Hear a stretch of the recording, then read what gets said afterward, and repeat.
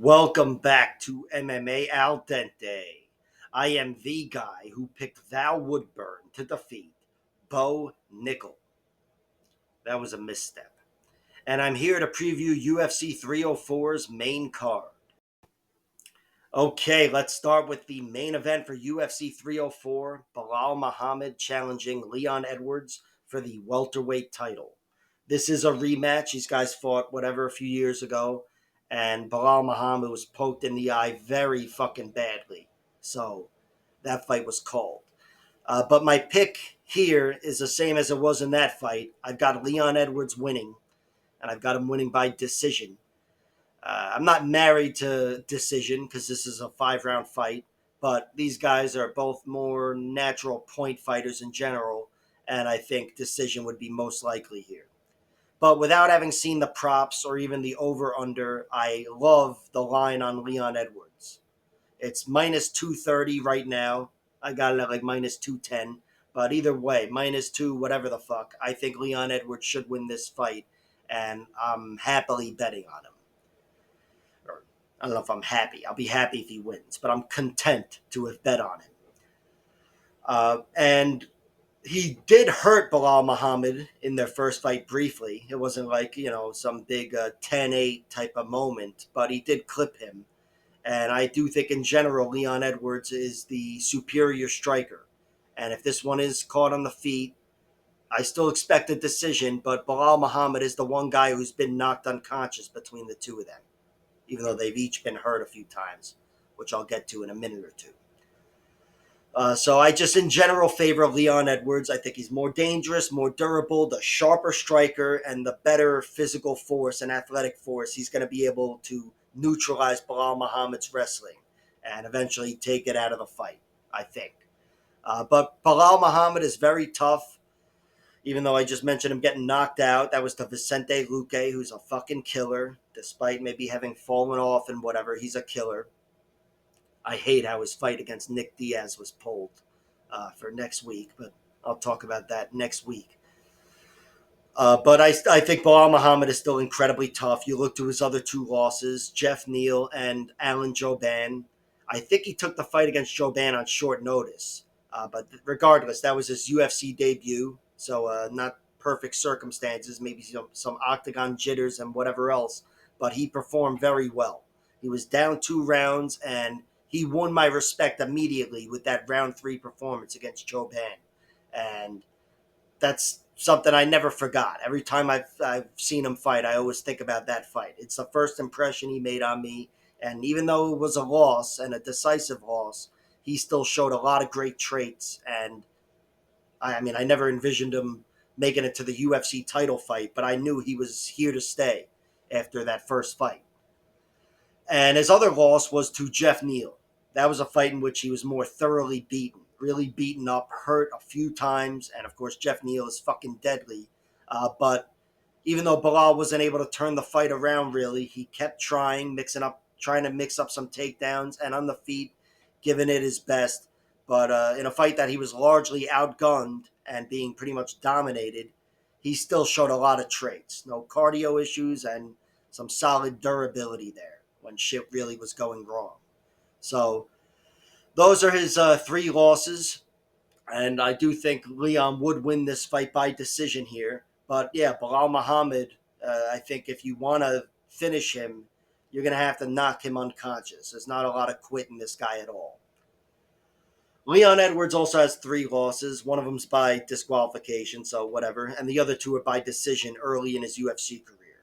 He lost to Kamaru Usman when Kamaru Usman's wrestling was the story of the fight. Leon was competitive in there early, but Kamaru did take over the fight. And against Claudio Silva, he lost by giving up some jiu-jitsu positions. Claudio was pretty much a pure jiu-jitsu fighter, and Leon, you could certainly argue he won the fight, but he did let himself get caught in some bad spots, and the decision went Claudio Silva's way. Those losses are both 10 years ago or whatever, and of course the Kamaru Usman fight he avenged with 2 clean victories, and one of the most epic victories ever. But in general, Leon Edwards, his streak is more impressive than Belal Muhammad's streak. Both guys are on incredible winning streaks. And Leon did just beat decisively two of the best wrestlers in the division, Kamaru Usman and Colby Covington. Even though each guy had takedowns and control in various spots, Leon was still a step ahead of both guys, especially Colby. And look, I'm aware Kamaru Usman won 3 rounds in their second fight, and he was on his way to a victory. And wrestling was a good portion of that and control. But Leon still had that first round where he was the one taking down Kamaru and had a lot of good control, mounted him. And in the end, what's it all matter? Because he knocked him unconscious with the 5th round head kick. And then, of course, in the rematch, that's where he really impressed me. I thought his wrestling had leveled up. It was still a close fight against Kamaru, but I thought Leon was a step ahead of him. And that was a more decisive. I can't say decisive. He knocked him out in the second fight, but that was a fight in which there was no comeback or whatever. Leon was ahead of him in that fight. So, despite the momentum for Belal Muhammad, shutting down Gilbert Burns over the course of 5 rounds, knocking out or TKOing Sean Brady, and being on a 10-fight winning streak, I think he's about to run into a wall here against Leon Edwards. Leon's been hurt a few times. He was clipped by Brian Barberina, hit with a big uppercut and almost TKO'd. Nate Diaz had him staggering in the 5th round and then fucking didn't follow up. And whatever else. Leon can be hurt, but I think he's the more durable guy, and of course, he's the guy that clipped Belal Muhammad in their first fight. Not that it was a huge moment, it was just the hugest moment in that 5-minute fight. But he clipped him briefly, and of course, he was the sharper striker anyway throughout. And I think Leon on the outside is going to be working the much cleaner strikes, especially the leg kicks and the body kicks and whatever. And I think Belal Muhammad's going to be a step behind in this one throughout. So Leon Edwards is the pick. I've got him winning by decision. No prop bets available yet. I probably wouldn't play him winning by decision anyway. Again, this is 5 rounds, so it's tough to trust. But if the odds are juicy, I'd consider it. Having said that, right now, I'm very content with having bet on Leon Edwards' money line. It's sitting at minus 230. That's good for me. In the co-main event, we have Curtis Blaydes challenging Tom Aspinall for his undisputed interim Intercontinental Championship, or whatever it is. My pick for the fight is Aspinall wins by knockout and in round 1. And I'll be looking to play those props, maybe even under half a round. But in general, knockout is Aspinall's only path to victory. But if I play those, it'll just be hedging against my bet that I've already placed on Curtis Blaydes at 3-1 odds. Curtis, even though I'm picking against him, I see the value in him. I was picking him to beat Tom Aspinall the first time they fought, and I bet on him, and they were at even odds back then. And of course, I hedged against that bet with Aspinall winning by knockout. But now things have flipped in the last 2 fights or whatever they've had. I think my respect, perhaps, of the wrestling of Curtis Blaydes in this matchup has dwindled a bit. And I think that's the basis for the pick. On the feet, Curtis is a very good striker, but Tom Aspinall is more deadly and Curtis Blaydes is much more vulnerable. Even though he's only been knocked out by 3 guys, and they're the 3 most dangerous heavyweights, Sergey Pavlovich, Francis Ngannou, and Derek Lewis. They might be the 3 most dangerous heavyweights ever, by the way. But despite that, it is still 3 knockout losses. And Tom Aspinall is in that class. Very few guys, I'd say, are in that class. Usually I make that point to say, come on, this guy's no Francis Ngannou or Sergey Pavlovich or Derek Lewis. But Tom Aspinall is. He's the guy that knocked out Pavlovich, first of all. But secondly, I think he's got that magic touch, just like the rest of them. And he's also got an abundance of athleticism to complement it. He's about 3 times as fast as Sergey Pavlovich. So I think that's the basis for the pick. Tom Aspinall being such a good athlete and Curtis Blaydes being quite vulnerable. But if Curtis Blaydes is able to get on top of Tom Aspinall, especially early, take away that round 1 danger, take away that pep in his step, this is a totally different fight. Tom Aspinall's got 14 wins. All 14 of them are destructive finishes. He's never seen round 3. He saw it once as an amateur, but that's a 9-minute fight and whatever. And I believe he only saw it once. But the guy gets it done via finish. And I can't say I have doubts about his cardio. I guess I can. That's what I'm saying. But it's not like he's giving me a lot of reason to doubt his cardio. It's just that I have more faith in Curtis Blaydes' cardio. I think if these two guys find themselves in round 2, Curtis Blaydes has a much greater chance of winning than he did in round 1. He's got to get by that danger of Tom Aspinall. Aspinall's lost 3 times. Only one of them really is legitimate. The TKO goes to Curtis Blaydes. That was an 18-second fight or whatever the fuck. That was the injury. He lost by disqualification to some other asshole. And he lost by heel hook submission. That's his one legitimate loss. This guy, Stuart Austin, who's a smaller guy, like a light heavyweight, maybe even a middleweight. But he was able to lace up a heel hook on Tom Aspinall. That was a fight in which Aspinall was actually cleanly taken down a few times. Taken down with double leg, I believe, and then also hip tossed a few times. And on his back, he was playing jiu-jitsu, framing triangles, almost hit a sweep, arm bars, and he looked pretty damn comfortable. But he, and then he pounced on the guy, got up, scrambled up, and almost put him away in round 2. Came as close as anybody's ever come to getting a TKO finish without getting it. I mean, the fight would have been stopped if it was any other ref. But the ref didn't stop it, much to his credit. And the guy, Stuart Austin, saw Tom's leg sitting there in the middle of some scramble and just laced up a heel hook. And Aspinall, who was caught, but perhaps a little tired and spent from that near TKO finish, he tapped pretty quickly there. So even though he's a jiu-jitsu guy, and they were saying it in that fight, he's a brown belt and he's winning tournaments all over Europe and whatever, that's the one way he's lost, by submission. And I don't think that's going to happen here. I don't envision anybody lacing up a heel hook in this matchup. Tom Aspinall's the better jiu-jitsu guy, and I still don't consider his jiu-jitsu a factor in this fight, even if he's on top of Curtis. Even if he's got his back, I think his only path to victory against Curtis Blaydes is a knockout or a TKO, same shit. But he's going to be doing it with his fists. But that's the one loss for Tom Aspinall. You could attribute it to cardio, even whatever, the speed of the guy, because he was a lighter guy and whatever else. But that's how it went down. Curtis Blaydes, he's got 4 losses. Again, they are to those monstrous heavyweights that I mentioned, and they're all via TKO. One of them was a doctor stoppage to Ngannou, but the other ones he was rocked and beaten up. And that's his biggest liability in any matchup, but certainly in this one. Tom Aspinall is incredibly athletic. He's one of the few guys that has more speed than Curtis Blaydes. But Curtis, that might work out for him. You know, Curtis, against guys like Derek Lewis and Sergey Pavlovich, those are slower, plodding guys. And they don't give you a lot of opportunities for timely takedowns. They're planning it. They're planning on stuffing takedowns. Tom Aspinall is a little more in your face. He's a little more, I can't say reckless, but just in general energetic. And he's going to give more opportunities, I think, for counter takedowns and things like that.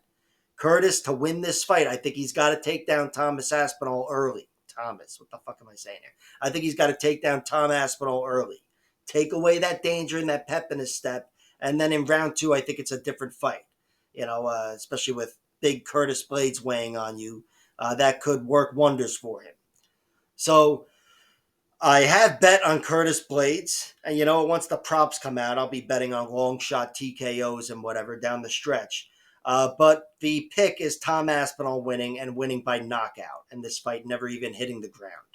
I think Aspinall is going to win a fight we've seen him win recently. Kind of looking like the Sergey Pavlovich fight. With a gun to my head, that's how I see this fight going. So Aspinall by knockout is the pick. I'll wait for the props because I think that's his only path to victory. And I think if it does happen, it happens in the first round or two, just considering his danger. But on the flip side, Curtis Blaydes, his money line is where it's at for me. That's the value, and I'll wait for the props on his side as well because I'm a degenerate. And I will add this: I do think Curtis Blaydes' primary path to victory is a TKO as well. Of course, that includes standing knockouts and leg injuries and all the rest of it. But I think a TKO would come first before a decision. Of course, if anybody's going to win a decision in this fight, it can only be Curtis Blaydes, and it would be with wrestling. I don't think Tom Aspinall can win a decision without. I mean, that means he's going to be winning the fight, and when he wins fights, he kills people. So it's not going to happen for him. But I think a TKO is the most likely option for either guy. So that might be something worth playing as well. How's this fight going to end? Method of victory? Knockout. But again, the pick is Tom Aspinall via knockout. In the third fight from the top, we have Paddy the Baddy Pimblett taking on Bobby King Green, whose name is actually just King Green. He changed it officially, and that's his name. I can't make the adjustment, though, so I'm probably going to be calling him Bobby. Regardless, Bobby King Green is my pick to win this fight. I've got him winning by decision. I think in general, he takes away the grappling of Paddy and outboxes him on the feet, as you might imagine. Bobby King Green, he's been knocked out a few times as of late. That's his biggest concern as far as getting finished. But the guys that knocked him out are in another class altogether from Paddy Pimblett. Drew Dober, Jalen Turner, Dustin Poirier. Paddy's got some decent pop in his punches, and we've seen him get knockouts in the UFC octagon, but he shouldn't knock out Bobby Green. And in the small moments on the feet, I think he's at a distinct disadvantage going up against the boxing of Bobby, or King. But Bobby, Bobby's a nifty grappler. He's a much better grappler than he'll ever be given credit for. And this is the kind of fight where I'll throw stabs on him winning by submission and hopefully long odds. But Paddy's the better grappler altogether. And if this fight is a grappling fight, I think Paddy wins. And he wins with control. Paddy is a really good overall grappler, but especially a back taker. And of course, I would think with the striking disadvantage that I expect him to have, he's going to be looking to grapple here. Bobby Green, he's a wrestler first and foremost, and that's my basis for the pick. He takes away the grappling of Paddy by stuffing takedowns. But if Paddy is able to get on top of him, I don't think Paddy would finish him there either, but I think Paddy would control him. I think it's a close matchup, but I still think Bobby should win. Bobby's a guy that has lost plenty of close decisions, but he's really tough to get out of there. Almost impossible to submit at this point. He was submitted twice, way back when, 10, 15 years ago. Hasn't happened since. And despite the recent knockout losses, he looked as good as he ever looked against Jim Miller at UFC 300. He was on fire there, looked really on point. And I can't say Paddy's the same type of fighter as Jim Miller, but they're in the same realm anyway. And I think that's the type of fight Bobby's going to win here. Paddy's been beaten 3 times. He was actually submitted once to a Darce choke or an anaconda to Cameron Else in 30 seconds. And then he was beaten twice by decision to Nad Narimani and Soren Bach. Paddy almost killed Soren Bach in the first round, had him dead to rights in a choke. Wasn't able to close the show, though, and then faded a little bit. But those were both 5-round fights. And even though he faded, he still didn't get put away. So a really tough guy. And by the way, the one submission loss to Cameron Else is a technical submission, so he didn't tap there. My point is, Paddy's tough. And, until I see something completely fail him, I think he's going to be toughing it out and making it to the final bell. So the pick is Bobby Green, King Green, keeps the fight standing and lets his hands shine, wins a fight similar to the fight he won against Jim Miller, although Paddy's a little more athletic at this point, and I think he'll make some shit happen and it'll be close. But Bobby is the pick. Bobby is the bet. Bobby wasn't the bet a week ago, but the odds have tightened. A lot of money's coming in on Paddy Pimblett. And now I think is the time to strike for me. So I bet on Bobby Green at minus 115, pretty much toss-up odds. And I do it with a lot of trepidation because, again, in a fight that I envision going the distance, I envision the crowd cheering 3 times louder, 10 times louder for everything Paddy Pimblett does. And that combined with the history of Bobby Green's split decisions and all the bullshit, it's given me a lot of doubt in my pick and bet. But we'll see what happens. Bobby by decision is the pick. And let's move on. Okay, up next is Christian Leroy Duncan versus Gregory Robocop Rodrigues. This is the fight, I believe, that replaced Muhammad Mokaev versus Manel Kape on the main card. And Kape versus Mokaev is now the prelim main event. My pick for this fight is Christian Leroy Duncan. I've got him winning by knockout. But knockout, decision, whatever, I've played his money line without any props. And of all the money lines out there, I believe this is my heaviest play. Actually, it's probably Leon Edwards. But Christian Leroy Duncan, I like a lot to win here. I think he's got to worry about getting taken down. And you know what? You got to worry about the knockout power of Gregory anywhere. He hits harder than fucking Francis Ngannou. So Christian's really got to be careful there. But I think he's technically better than Gregory. And also, even though he doesn't hit as harder, he's deadly and he's more durable. Gregory Rodrigues has been knocked out 3 times now, and it's a liability of his moving forward. Christian Leroy Duncan, he's only ever lost by decision as a pro or as an amateur. His one loss as a pro comes to Armen Petrosyan. That was a fight in the UFC where he was outstruck. He looked a little limited compared to Armen, who's more meat and potatoes, bread and butter type of striking, whatever the fuck that even means. And he was too clean for Christian Leroy Duncan. But the guy's pretty damn durable, and he's exceptionally dangerous, Christian Leroy Duncan. May not be able to match Gregory punch for punch, but he's got more flashier shit, and he's got 4 inches of reach in this matchup to complement all of his striking. Gregory, he's got 5 losses. 3 of them are by knockout, and they are knockouts. It's just a concern. He's got a chin that will pose problems for him in the future. I say this type of shit a lot, but if he loses 5 fights in the future, I'd say at least 3 of them are going to be by knockout, but probably closer to 5. It's his biggest liability. And I think it's going to cost him here. I think he can really benefit from taking down Christian Leroy Duncan, even though no one's gone through him on the ground. Gregory Rodrigues, he's got excellent grappling and destructive ground and pound. So in addition to controlling Christian Leroy Duncan, it'll open up a lot of opportunities for a finish. And that's something where, I'd hedge if I could isolate Gregory's path to victory to just one thing.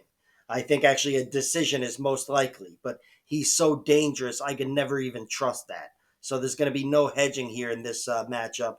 I'm just riding with Christian Leroy Duncan. Christian, again, he's actually given up an inch of height, but he has 4 inches of reach. And he's proven to have really good, dangerous striking, and he's carried that danger down the stretch. I think Gregory Rodrigues, he's still the more dangerous guy. Sure, power for power, but the vulnerability is too great.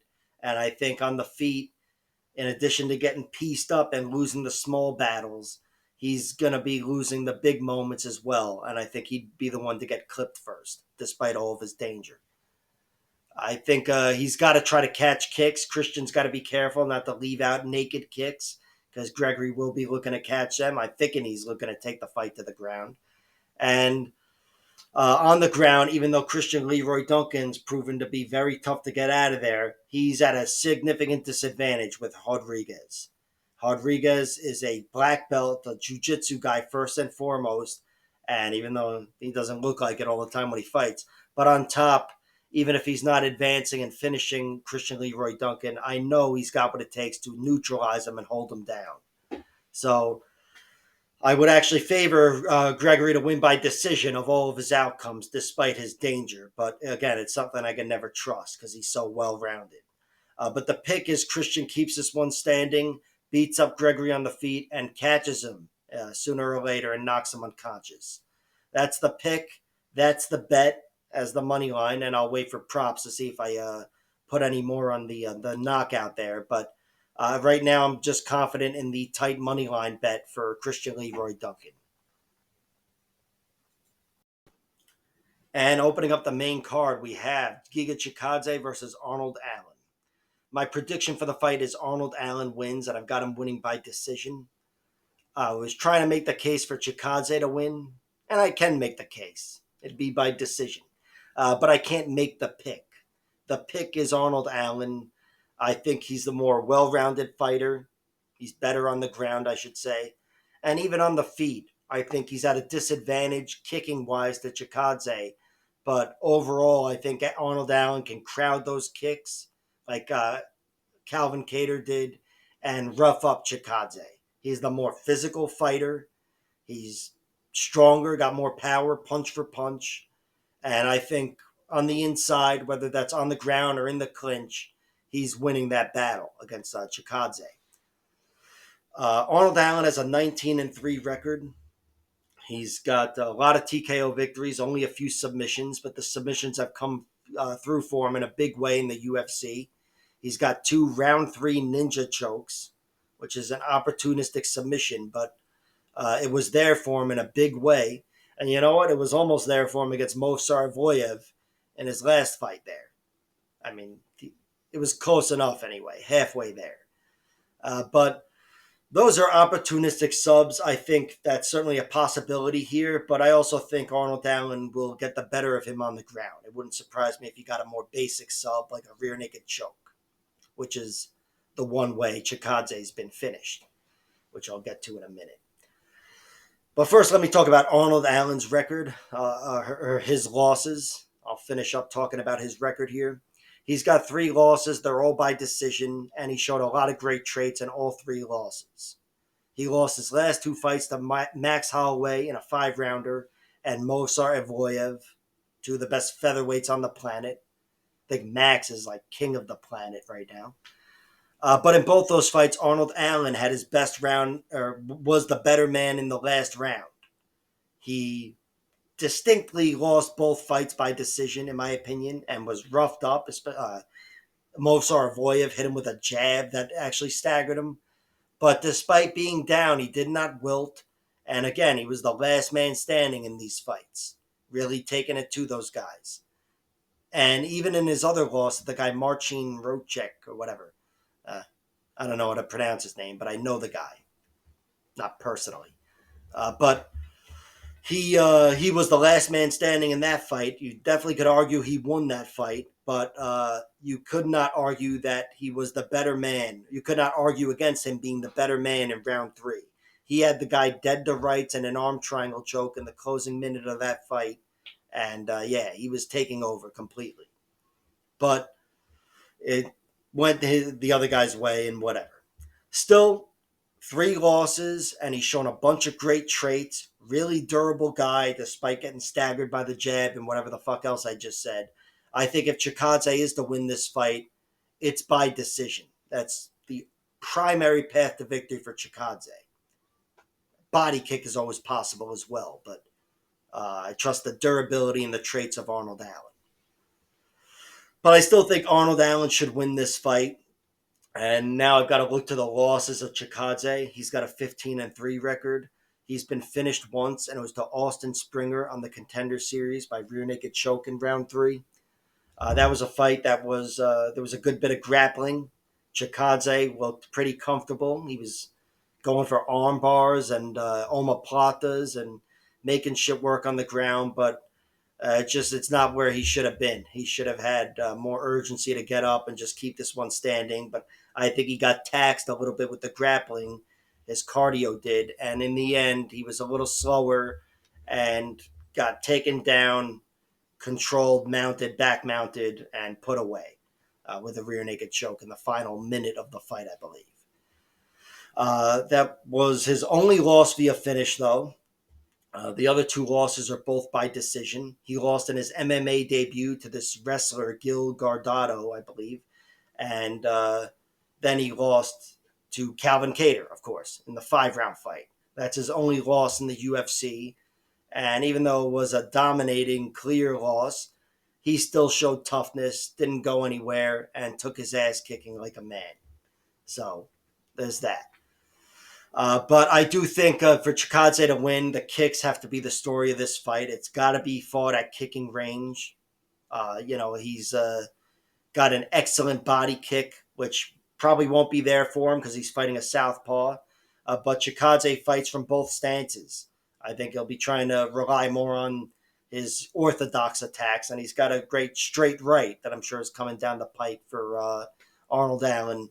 But I think it's a fight in which he's going to lose that boxing battle. Once he's crowded and having those kicks taken off the table, I do think he's going to get roughed up. Inside and tight, when it's about power and physicality, Arnold Allen should win this fight. I think he's got the better power, punch for punch, and he's the stronger man in the clinch and on the ground. So I've got Arnold Allen winning, and it is by decision. I do think a submission is possible, really. And, I guess a TKO is possible, the way he's looked like fucking Vitor Belfort at some points. But I would say the more likely path to a finish for Arnold Allen is a submission over Giga Chikadze, whether it's more methodical, like a rear naked choke, or the opportunistic ninja choke. But again, the pick is Arnold Allen winning by decision. And I haven't placed a bet on him yet. I'll wait for the props and see if something jumps out to me. But as of now, it's just a money line and nothing else staring at me. I'm staying away from this one as of now. Like, share, subscribe, all that horse shit, and check out my other videos.